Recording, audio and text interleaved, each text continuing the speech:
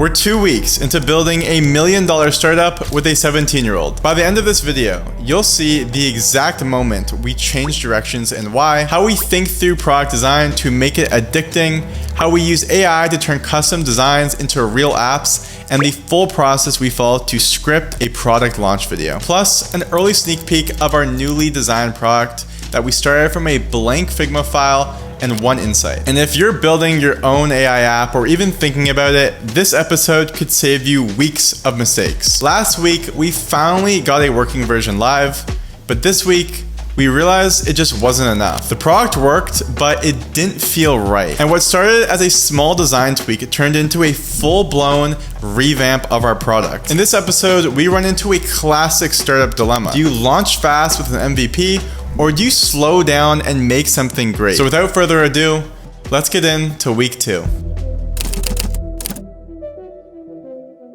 Last week was a challenge. Luckily, we overcame it, and finally, I had everything start working. So tomorrow, I'm going to review and meet with Jacob. The good news was Damon did indeed get the product to work correctly this time. But just like last time, things weren't feeling right. But this time, it was for a totally different reason. I think the design of this just feels, and yeah, apologies for probably not giving this feedback earlier. I think it's just hitting me now as I'm like seeing everything. I think it just feels too lovable. It's like the basic like shad CN, which is fine, but like. Wait, shad CN? Yeah, it's like a components library. Oh, okay. I think right now it just feels really like, this feels like it's a spreadsheet, and I think we need to make it feel like it's a bit more of a consumer app. Even though I get what you're saying, it is business focused, but like, this is just so far from Instagram. Like, we can't have people landing on this. Like, this is a spreadsheet, you know what I mean? Like, it needs to feel like fucking it needs to feel like you're landing on like an Etsy page. I actually think that's actually a really good reference, actually. Etsy. Yeah. We had focused so much on functionality and speed that we didn't even think about how the product actually felt to use. The design, the experience, the vibe. So I said kind of out of nowhere, what if we pause here and rework the entire front end? Damon didn't love that idea. And honestly, I get it. But this conversation revealed something even deeper.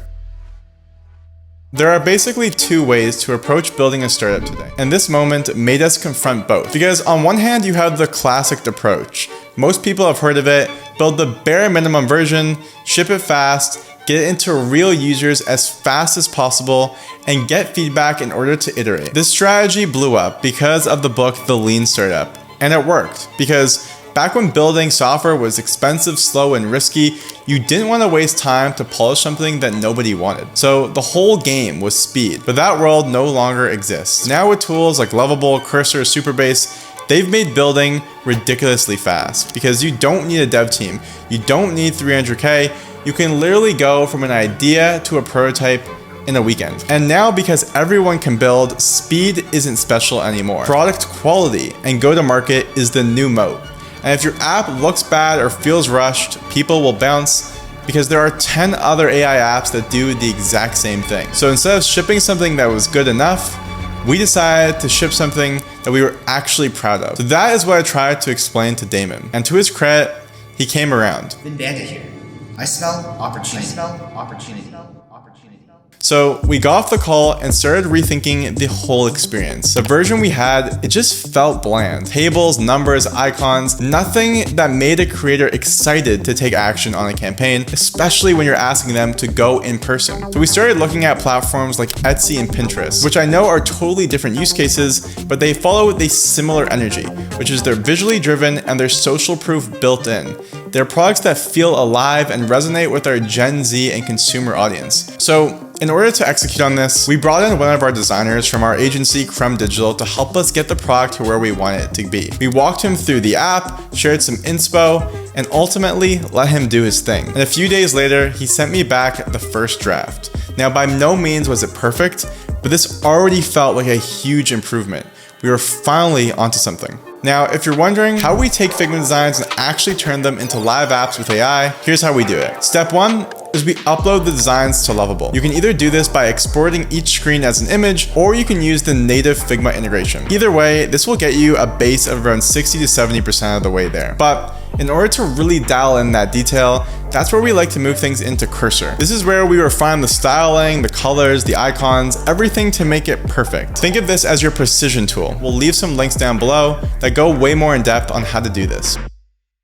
While this was happening, we wanted to start thinking about our launch. Because if you spent any time on Twitter, you've probably seen these viral launch videos that when done correctly can put a product on the map. So we figured, why not try it ourselves? Since we're launching in Toronto, we wanted to do something that actually tapped into Toronto tech culture. And so we thought a video would be the best way to do that. And on top of that, we wanted to remake one of the most famous entrepreneur movies of all time, The Big Short. So we scripted it, we shot it, and we edited it.